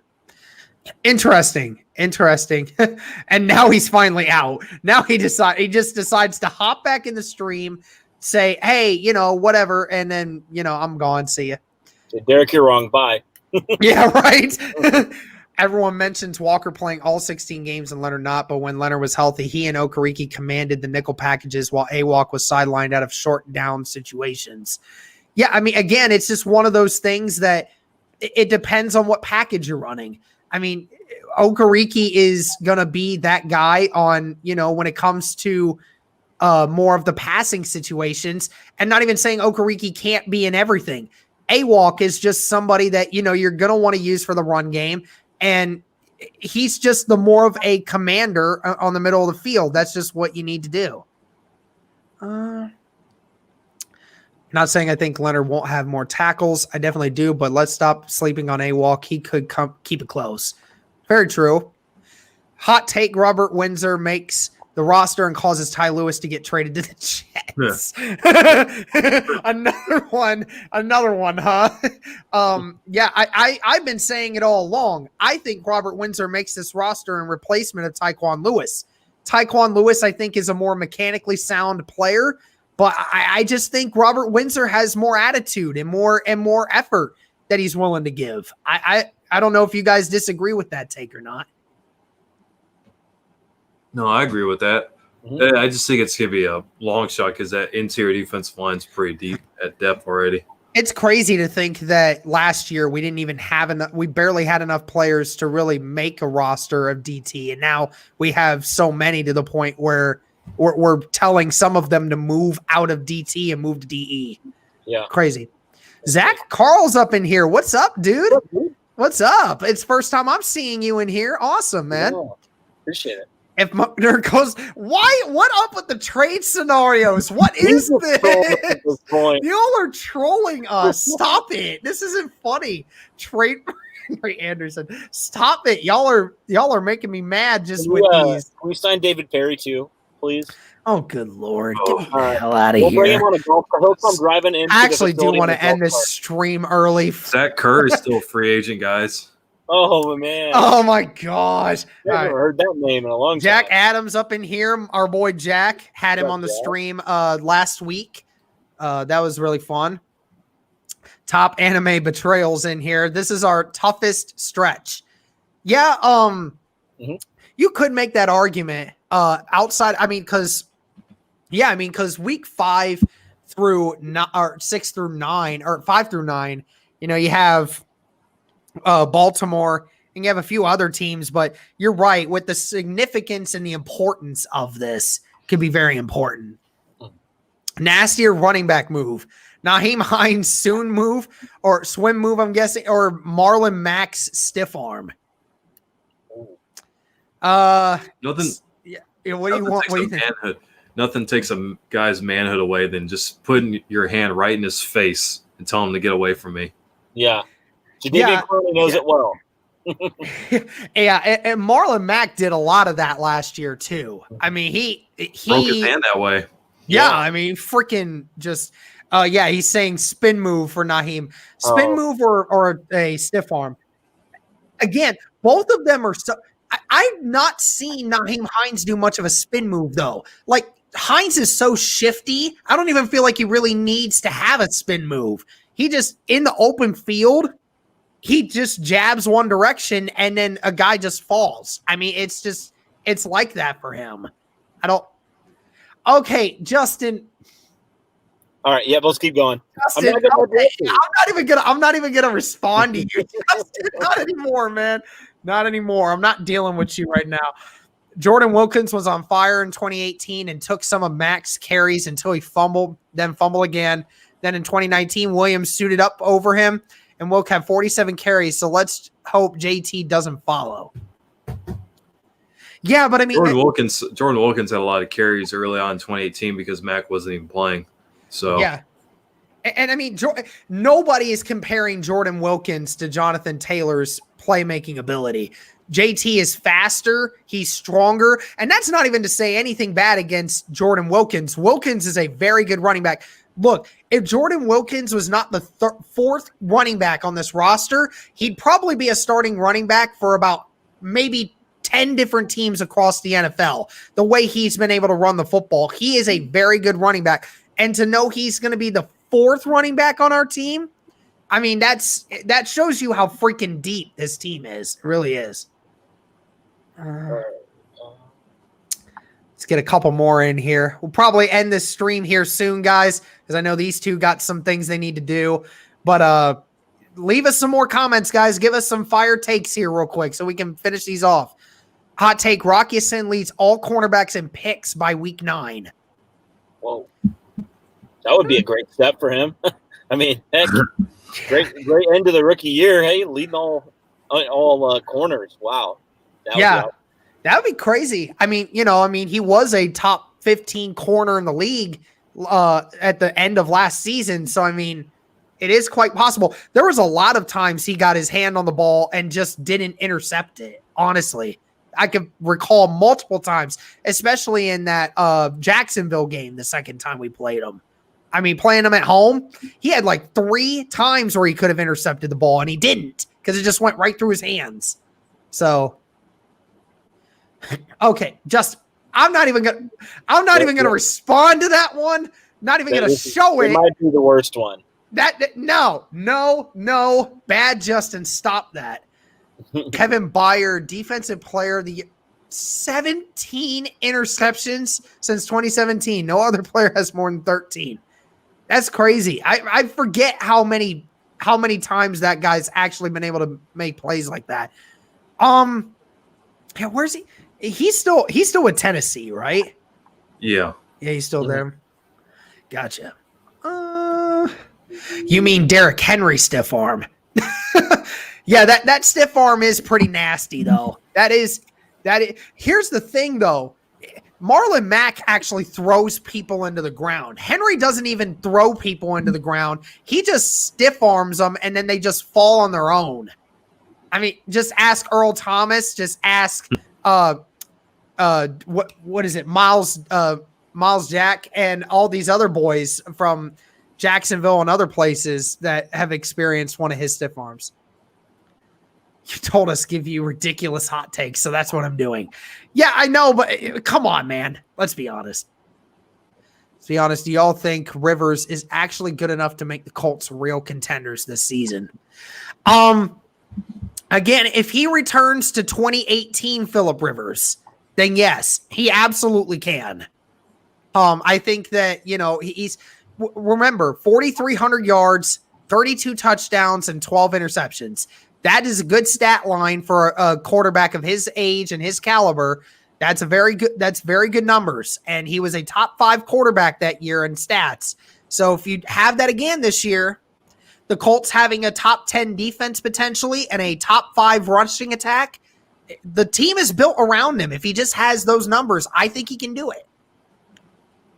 I mean, you guys think really? So? Yeah, I mean, just look at last year. The Colts were 7-9, and that was without for the most part, for at least for the most part of the season, they didn't have a competent kicking situation or a competent quarterback situation. So I think, you fixed the kicking situation. If you fix the quarterback situation, then the Colts, they should be a playoff team and they should win at least 10 games. Because you got to remember the Colts started 5-2, with that Terry missed a lot of field goals early in the year, and then they finished 2-5. Because Jacoby Brissett basically forgot how to play quarterback and teams caught up to him. So I think, if Phillip Rivers, 67% completion rate, 35,000 to 4,000 passing yards, over 30 touchdowns. The important number is probably under 15 interceptions. If he stays in those stat lines, the Colts are very much going to be competing for the playoffs. Mm-hmm. Yeah. Justin says, I think so. So for sure, I'm pointing out the fumbles, not talent level. I'm saying if JT follows Wilkes' path, I don't think Tom Rathman wouldn't hesitate to bench him as he's big on ball security. Yeah, I mean, honestly, that's probably what they would do. I mean, if he does have that fumble issue at the beginning, some guys have that issue. I mean, some running backs have come into this league with high expectations. They have a fumble issue to start the year out, and that becomes – what it eventually becomes is they sit on the bench for a while, and the Colts can afford to do that. Y'all remember when Kareem Hunt, his first rushing attempt ever was a fumble, and then the next run that he has, like a 45-yard run for a touchdown against New England. I mean, that was funny. Hot take: Leonard wins Defensive Player of the Year. Yeah, that is a hot take, honestly, because nobody really likes to give it to linebackers. I mean, he felt very disrespected last year or a couple years now. He's not even had his name mentioned in Defensive Player of the Year topics. He's never even had it mentioned. I mean, he obviously understood Stephon Gilmore wins it last year because of his interception numbers, and he was the lockdown premium corner of the league. But, I mean, Leonard's name wasn't even mentioned in the category. So, see here. Darius Leonard stiff arms Randall Cobb after a pick week 13. I like that. Reese Fountain will be our wide receiver number 5, and he beats out Marcus Johnson. I think they keep 6 wide receivers, to be honest. I think they keep 6 wide receivers. It could be between Doolin and Marcus Johnson at this point, to be honest. Stiff arm Leonard for 67-yard touchdown on Thursday Night Football. Leonard won't win Defensive Player of the Year. He's too disrespected. That's totally freaking true. That's been his career, everybody.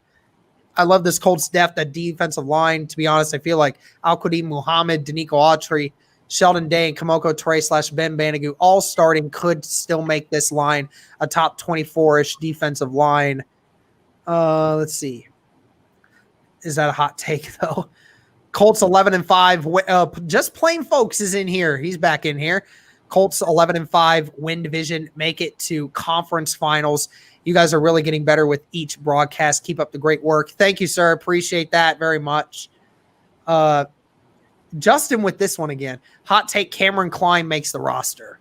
Anyone want to respond to that one or no? Who's Cameron Klein? Wasn't he one of the undrafted free agents we got? Yeah. Let me go look at the roster. I don't think I have that with the roster. He's the guy that was like working with Robert Mathis, he's out of series. No, that's Kendall Coleman. Kendall Coleman. Yeah, that's Kendall Coleman. I got that wrong. I'm sorry. Cameron Klein. Let me go look at the depth I thought chart, he bro. was a I'm not defensive that deep. player, but I thought he was another defensive. Yeah. I can't remember. LGRW, thank you, man. Glad you're in here. I know we mess with you a lot, but I mean, that's just all fun, man. Nothing personal. It's just all fun. Glad that you're in here having debates with us. We really do appreciate it. Patman makes the roster as the 5th wide receiver. Sam, you got any opinion on that one? That's pretty hot because I think it comes down to Johnson and Doolin. Yeah. Because with Fountain and with Patman, we haven't seen him on an NFL field before. As where with Marcus Johnson, actually, I thought he played fairly well at the end of the last year. So I don't see why he wouldn't bring him back. Chris Bauer traded for Marcus Johnson a few years back. So clearly Chris Bauer likes Marcus Johnson and Frank Reich likes Marcus Johnson. So I think Patman, he'll end up on the practice squad, but it's going to be a far shot for him to make the roster just because he was a late round draft pick. He's coming from Washington State where, the receivers aren't asked to do a whole lot in terms of route running. So he's still got some time to develop. But yeah, I think he's not going to make the roster, but I definitely see him making that practice squad. Yeah. Cody, you got any quick thoughts on that, or you think that's just not going to happen? Yeah, it's not going to happen. Last one here from Fitty Rap. Justin Houston, 13 sacks if he starts all 16 games with the help of DeForest Buckner, and Houston reinstates himself as a top 10 pass rusher.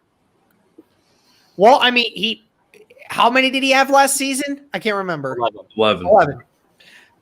He had 11, and he didn't necessarily get a lot of starts at the beginning of the year. So, I mean, that was more time that he missed. I mean, if he keeps it up, he certainly can get almost a sack a game.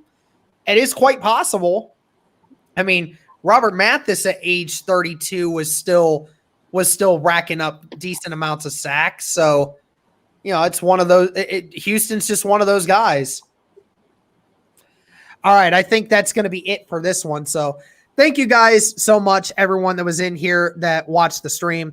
Thank you so much for coming in and talking with us. Be sure, guys, to follow Sam. He has his own Twitter and his podcast, Circle City Sports. It's a lot of great fun, guys. Thank you so much, Sam, for being on here. And thank you guys so much for Cody and myself. Thank you. And as always,